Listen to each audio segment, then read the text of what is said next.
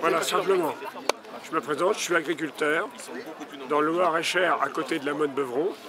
Hier soir, j'ai eu le plaisir avec mon épouse d'héberger le groupe de la CR 47 qui est parti depuis quelques jours. Là, on nous mène en bateau aujourd'hui, c'est une catastrophe. Il y a vraiment des policiers qui sont derrière nous. Comment ils peuvent faire pour dormir? Mais c'est pas possible. On nous prend pour des cons depuis quelques jours. Là, ce qu'on vit, là, vous voyez là, mes collègues, là, qu'est-ce qu'on va faire, hein? Il va y avoir des catastrophes, c'est sûr. Il va se passer des énervements. Ce matin, moi, ça a fait un peu, on est plusieurs comme ça. Il n'est pas normal que Darmanin nous emmerde pareil. Mais, votre objectif est lequel? D'aller à Rungis? L'objectif, c'est d'aller emmancher un coup de balayette dans le trou du cul à Attal. Et je suis poli, et sans vaseline. Ça, si on en serait capable. Mais là, je pense qu'on n'irait pas jusque-là parce qu'on nous en empêchera. Quand on voit 10 malheureux tracteurs, 5 bonhommes piégés. Alors vous venez d'où tous, la coordination rurale? Lot-et-Garonne, tous. Lot-et-Garonne. Ouais. Comment avez-vous réussi à remonter jusqu'ici? Parce qu'il y a quand même des barrages de police et de gendarmerie partout. Vous avez été plus malin qu'eux. Oui. Mais... Parce que vos collègues sont postés à Orléans, à Sully-sur-Loire, on a vu ça il y a quelques minutes. Comment êtes-vous passé jusque-là? Parce qu'on a été malin ce matin, on a pris le bon chemin dès ce matin de bonne heure. On a pris les chemins et on a réussi à passer. C'est des courageux. Des courageux. On est parti à 50 tracteurs de chez moi. On est tombé sur un barrage à Gien. Sur les ponts de la Loire, sur les ponts de la Loire. Les gars, chapeau. On est passé par des digues, des champs, des chemins où ils ne pouvaient pas passer. On a essayé de monter le plus possible par les champs. Et là, on était obligé à cette étape de passer dans des petites villes. Et on s'est fait. Et là, on s'est fait prendre. Et là, vous êtes coincé parce que clairement, il y a des dizaines de CRS derrière vous. Des gens, dizaines, plus que des voilà dizaines. des impôts. Dizaines de derrière. Alors qu'on veut juste monter, se faire entendre. On est célèbre, on est célèbre. 10 tracteurs, 10 fourgons de CRS. Des hélicoptères, on a vu cette hélicoptères en Rasmot. La France a les moyens. Et du carbone, on en dépense. Comme des grands brigands. On est des grands brigands, on est des grands brigands. On est des criminels. On est des criminels alors qu'on défend juste... Moi je dis tout simplement pauvre France. Que va-t-il se passer pour vous maintenant? Vous avez une stratégie? On peut trop rien dire parce que Darmanin est en train de nous regarder. Je suis pas en direct, là, il vous regarde pas maintenant. La stratégie c'est que, faudrait déjà, on aimerait bien quand même aller un peu plus loin. On n'a pas mangé depuis ce matin 5 heures. Non, faut arrêter les Pour l'instant on est bloqué. Pour l'instant on est bloqué et on aimerait bien monter un peu plus haut. Et là on est vraiment comme, on s'est fait baiser comme des bleus là. Mais les bleus, c'est eux. Bon, nous, on va être emmerdés, mais il y en a d'autres qui vont être emmerdés, qui vont passer la vie dehors aussi. 6 tracteurs. 6 tracteurs, allez, on va dire, pas 15 bonhommes, mais on est bien 6-7 bonhommes. Comment? 6-7 bonhommes. Ah, plus que ça, plus que ça. Allez, une mais il y a des femmes aussi, il ne faut pas l'oublier, attention. Ouais, c'est vrai, il y a des femmes. Vous avez du ravitaillement, gasoil, en nourriture? Non, rien. Là, tout notre ravitaillement est ailleurs. On n'a rien. On n'a rien mangé depuis 5 heures, on est pressé d'arriver et faire quelque chose. Ils sont fatigués depuis le temps que vous êtes partis de chez vous depuis combien de temps? On est parti lundi matin. Lundi matin. On est sur les routes pour monter. Il va falloir que le gouvernement lâche à un moment. Ben oui, pourquoi tout... Vous n'arrêterez pas?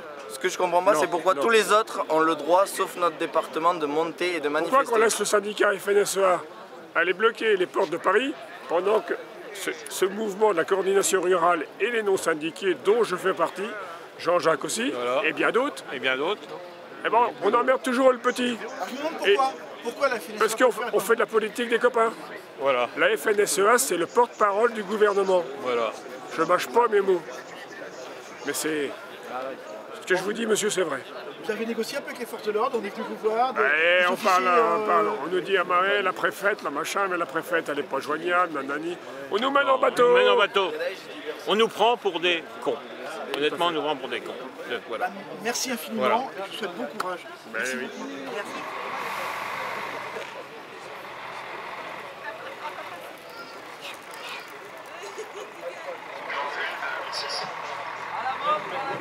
Alors, mais ça c'est pas obligatoire. Bon les gars, santé sans rancune, hein. C'est pas obligatoire ça. Ouais, mais c'est mal vu, c'est mal vu. À votre victoire. Si. Merci. Et on vous soutient. Merci. Ça on le sait. Merci. Partout là où on est passé, dans tous les villages. Ah oui, on vous soutient. Vous méritez, lâchez surtout pas. C'est là, vous cassez les couilles. Ah, les deux d'ailleurs. Continuez. Les deux PD.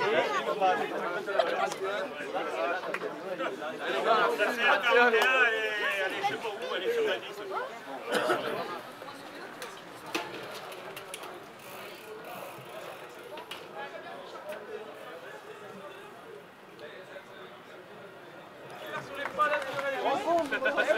Ils sont passés.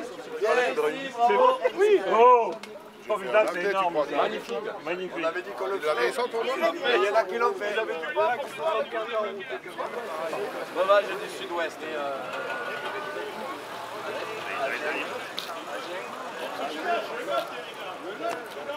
On est plusieurs. Et on est tout en haut là. On va l'aider, c'est tout. On n'a pas le temps. On défend notre cause juste. Vous n'avez pas écouté les PFM parce que C'est énorme. Mais en fait, vous êtes partout, donc moi, j'arrive pas. Monsieur, vous êtes très gentil d'entrer. Oui. Est-ce que vous croyez que si on passe là, ils vont... Mais non, on finit l'apéritif, tranquille. non, On a le temps. On a On le les temps. emmerde un peu. On les emmerde un peu tant qu'ils sont là. mais ils sont là, ils sont pas ailleurs. C'est pas moi qui les Non, mais je me dis- Les barrières, c'est bon, c'est pas nécessaire.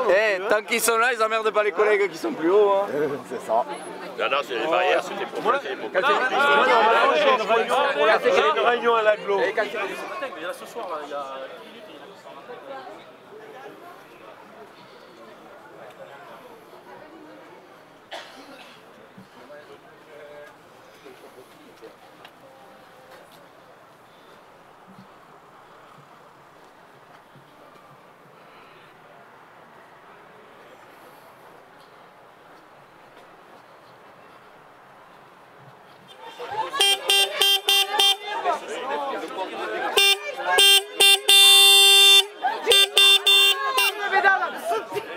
Allez, moi. Alors, pardon, je suis. Alors, je m'appelle Christian Lardière, je suis le maire de Lina. Le maire du Nord, vous êtes surpris, monsieur le maire, de voir des agriculteurs? Oui, à cet endroit, complètement. Oui, à cet endroit, je suis très surpris parce que je pensais que les grands axes qui allaient sur Paris ou ce que j'avais entendu sur Rungis, mais alors là, arriver sur Lina, une petite bourgade de même pas 10 000 habitants aujourd'hui, oui, je suis surpris. Mais après, je suis surpris et en revanche, je soutiens complètement les agriculteurs parce que moi, j'ai quand même un certain âge et depuis tout petit, pour moi, les agriculteurs font manger la France. Donc maintenant, je suis complètement contre le gouvernement pour les actions sur les agriculteurs. Donc de toute façon, oui, moi je soutiens les agriculteurs comme beaucoup de communes de l'Essonne en tout cas. Parce que il y en a 194 communes dans l'Essonne. On a un petit WhatsApp avec tous les amis maires de l'Essonne. Et sincèrement, je n'ai pas vu une commune de l'Essonne ne pas soutenir les agriculteurs. Voilà. Donc on reste là. Ben, ce qui se passe là, ce qui se passe partout, en tout cas, moi je soutiens complètement les agriculteurs. Oui, la colère des agriculteurs français et au-delà européen est majeure aujourd'hui, mais parlons de la colère des agriculteurs français. Le gouvernement ne répond pas aux revendications des agriculteurs. Oui, comme la plein de pression ne sujets. cesse de monter. Pensez-vous que le gouvernement sait à qui il a affaire?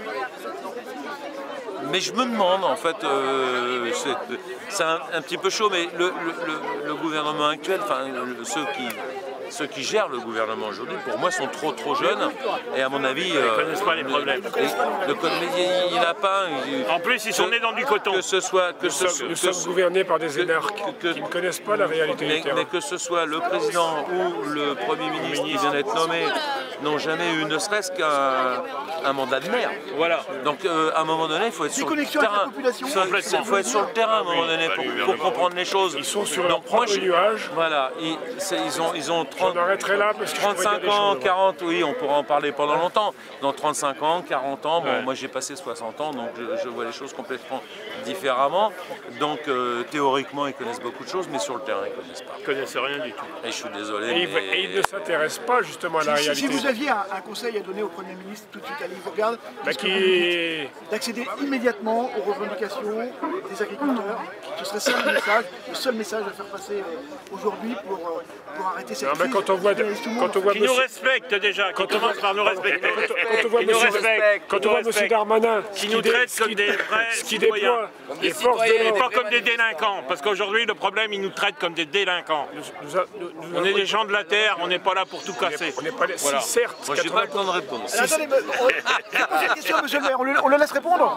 Allez, Mais par contre, si vous voulez derrière, vous monsieur pouvez... le maire, vous avez le Mais Premier ministre en sincèrement... face de vous, qu'est-ce que vous lui dites? Mais qu'ils viennent voir sur le terrain ce qui se passe déjà, et puis qu'il ait un vrai contact avec les responsables Il y a des responsables dans les organisations, des agriculteurs, et sincèrement, vous savez, le gouvernement dernièrement n'est pas venu au salon des maires. Donc, parce que tous les maires sont aussi dans le même état. Voilà. Faut pas rêver. On est étranglé financièrement dans tous les sens, il n'y a plus de recettes. Il y a énormément de dépenses et les agriculteurs, à mon avis, à leur niveau, subissent la même chose. Donc à un moment donné, il faut absolument le nouveau Premier ministre, qui n'a que 35 ans.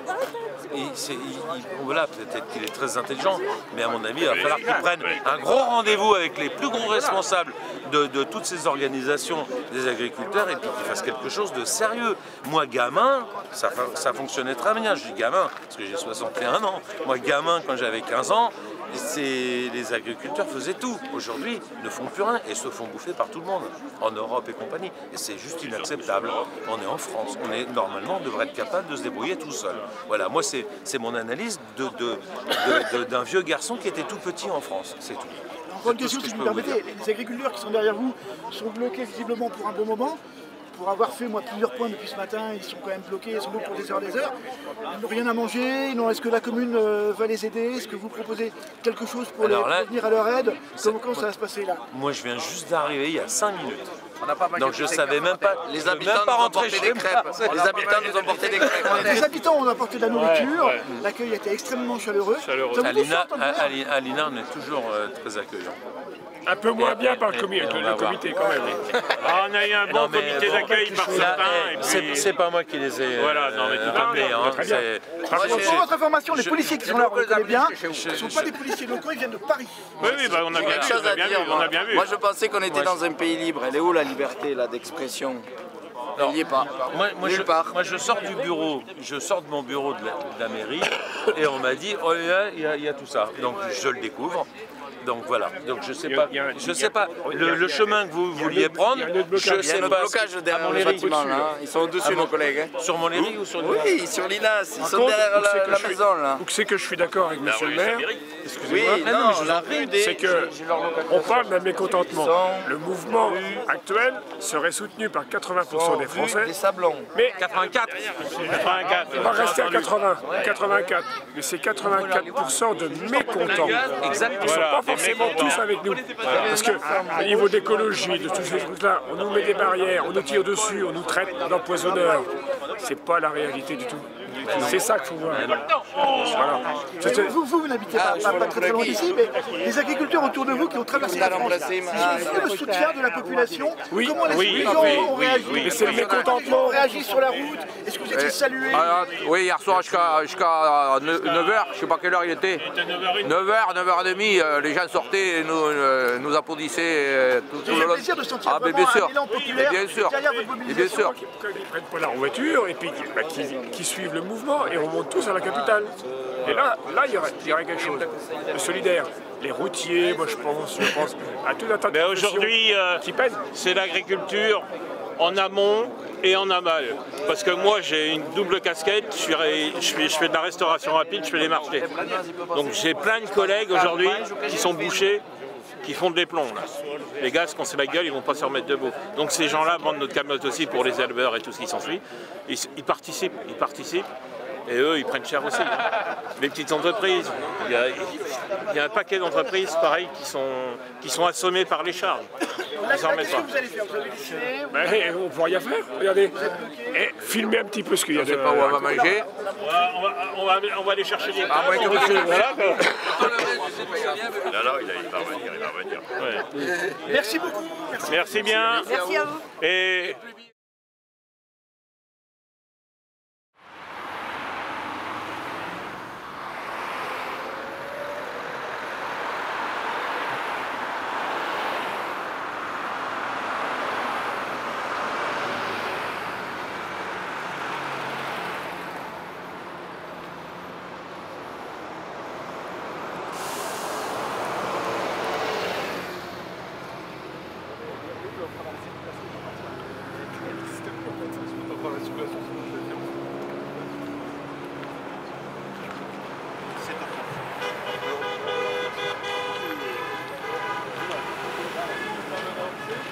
de nos jours.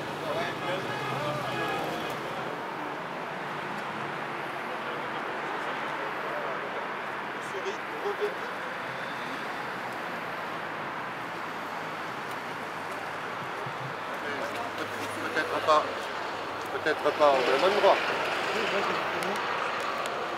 Ah ouais. Il y aura un autre compteur s'il vous plaît. J'arrive.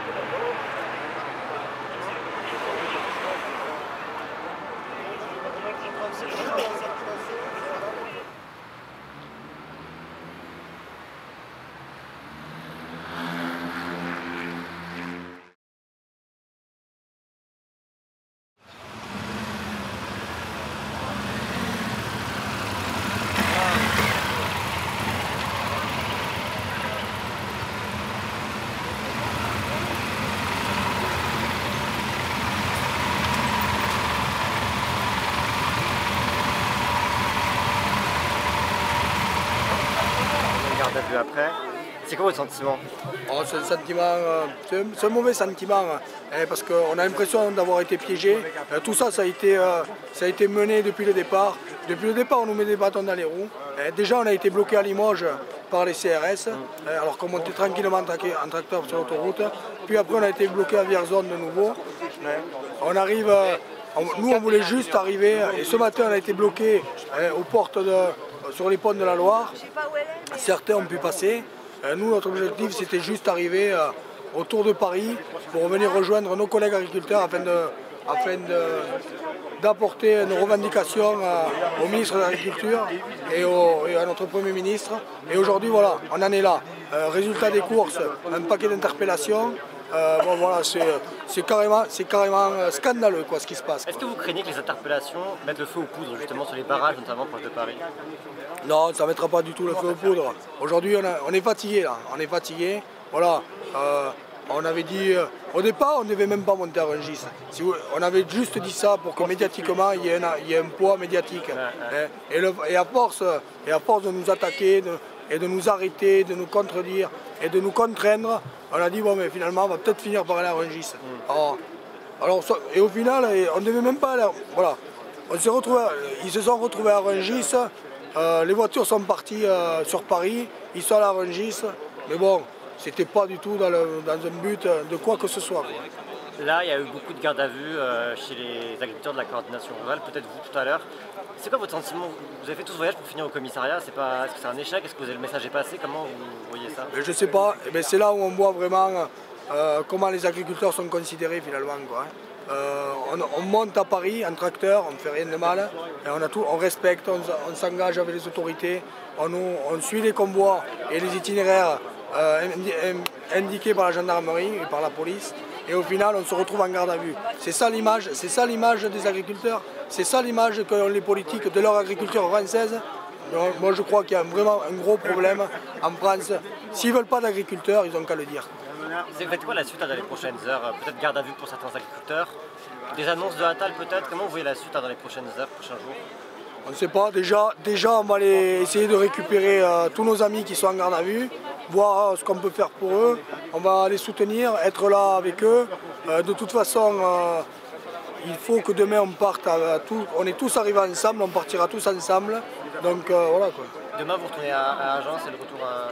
Demain on rentre à Agen, dès que j'ai tout le monde, dès que j'ai toutes mes troupes, dès que j'ai absolument tout le monde, on prend nos tracteurs et on redescend à la maison. C'est la limite pour vous, vous n'irez pas plus loin? On n'ira pas plus loin.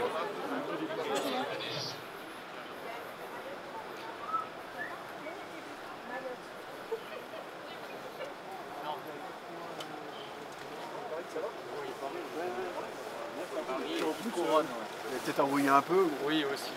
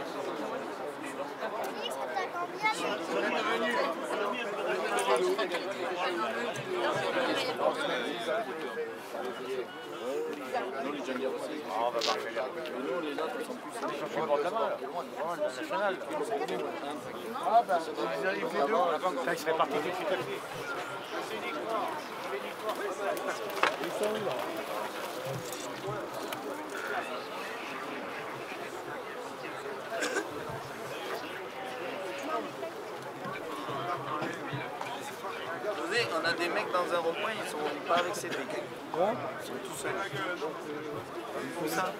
Je sais pas, à ce qui paraît, ils ont vu avec des gendarmes, ils les ramènent là où on doit. Ok, donc c'est bon, ils ont vu avec elle, ok, c'est bon. Mais ils sont pas avec Cédric. Okay, parce qu'elle me demandait si c'était avec Cédric, c'est un groupe qui est perdu tout seul. Hein. Il y en a 3 de la carte qui sont 4 du côté de l'Arpi, qui vont être pris en charge par nos collègues locaux. Bon, ok. Non, mais attends. Il y a trois drôles. T'as une voiture toi par là? Oui. Et il y a trois drôles là qui sont venus là. Et ils seraient où là? Plainville, mais où à Plainville?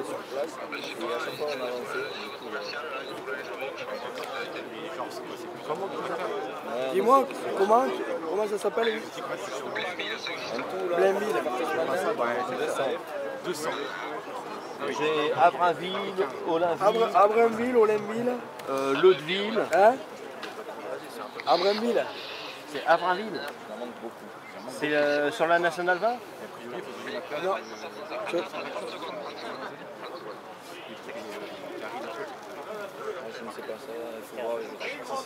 On a 4 drôles, 4 enfants.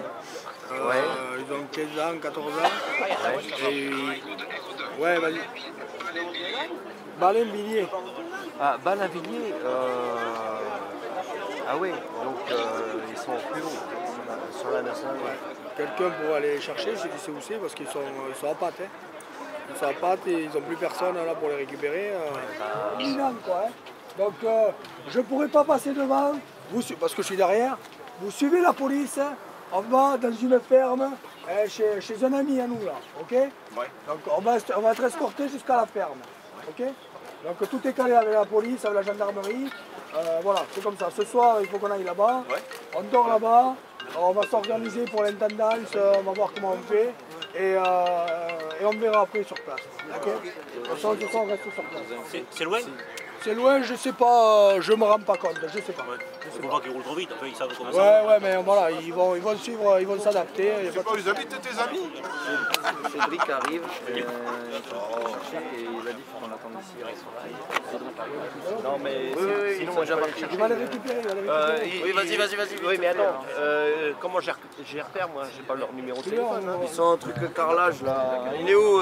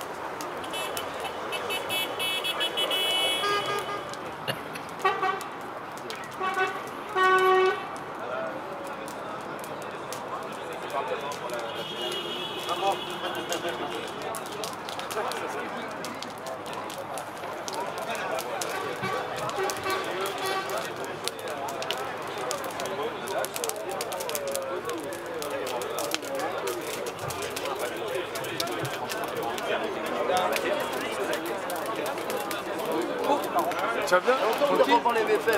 Et ils sont bons les œufs, vous leur direz.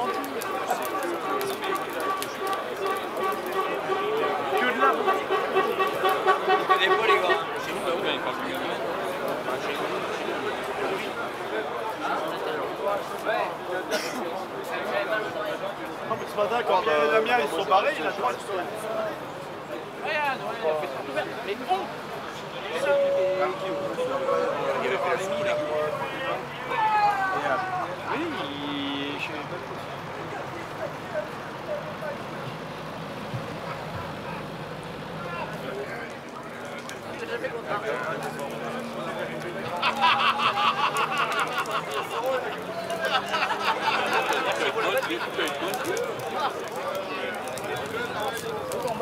Oui.